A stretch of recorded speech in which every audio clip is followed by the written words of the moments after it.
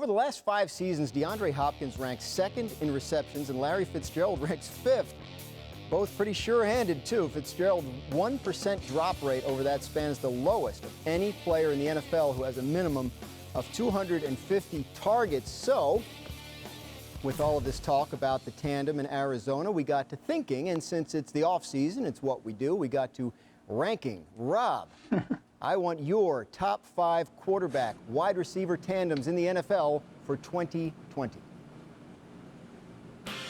Well, why not have an ex-defensive end ranked the top quarterback duos and wide receivers? So I'm number 5.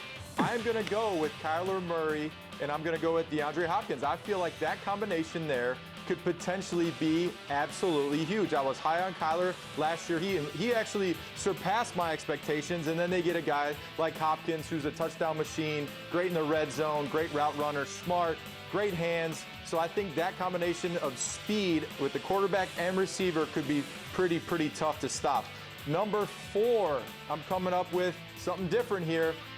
DK Metcalf are gonna be absolutely impossible to stop in the red zone. Last year's rookie season, DK Metcalf had 7 touchdowns, 900 yards, close to 1,000.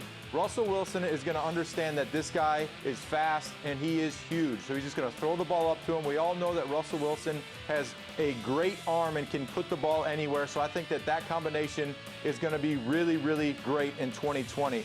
Number 3, you can't go to sleep on these two guys. They're going to have a great 2020 season. Matt Ryan and Julio Jones. Look, Julio's got over 12,000 yards in his career. We know that Matt Ryan is a good quarterback. He's a big, old-style pocket quarterback who can get the ball to him. So Julio, I know he's going to cause fits in that division. He always does every single year. You can count on it.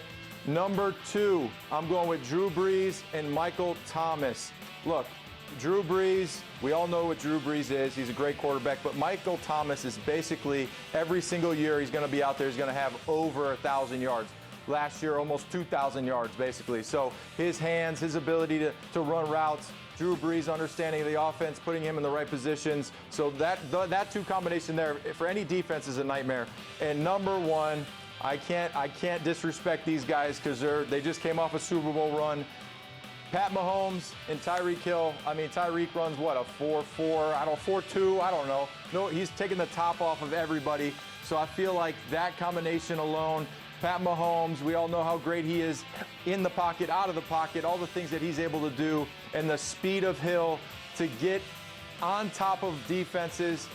It's just a nightmare for the safeties. I would want to be a safety playing against Tyreek Hill and the Kansas City Chiefs, and we see the production there. So they're my number 1. I feel like they're going to have a huge 2020. Yeah, I was worried for a second, Rob, that you were about to violate company policy by doing a top 5 list that didn't have Mahomes on it, but you came in there under the wire and did that. Lewis, what do you think of Rob's list?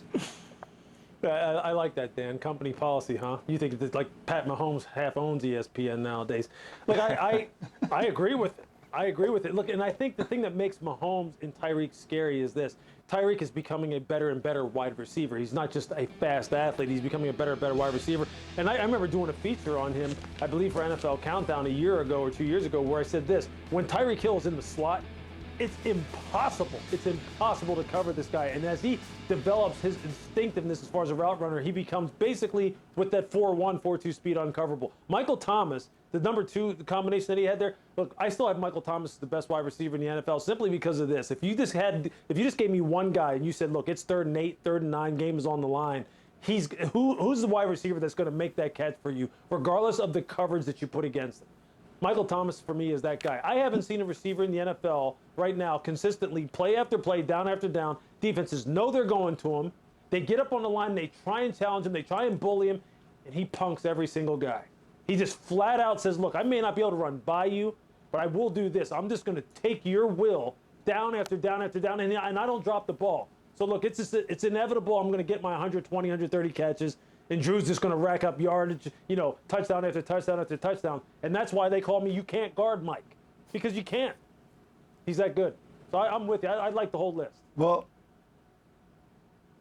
Lewis, by the way, this is a shocking revelation that you would approve of a list that has the Chiefs at the #1 spot. I am just utterly stunned by this fact. But well, actually, in all seriousness, where I am truly stunned is that Rob Ninkovich, he of the Patriots, did I miss something? Did I miss Tom Brady and Mike Evans? Did I maybe doze off or something? Or was he not on your list? Because I don't think I heard Brady and Evans on that list.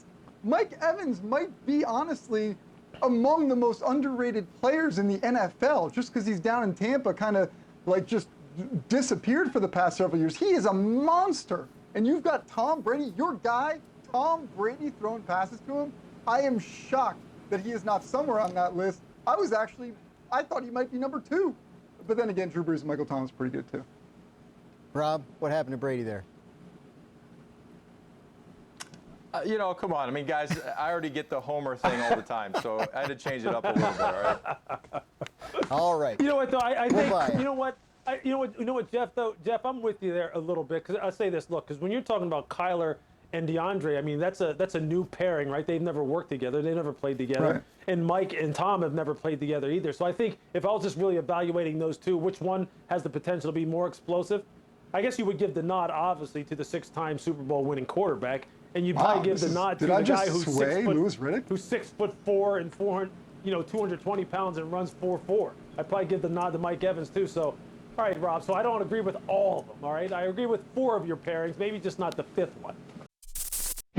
Thanks for watching ESPN on YouTube. For live streaming, sports, and premium content, subscribe to ESPN+.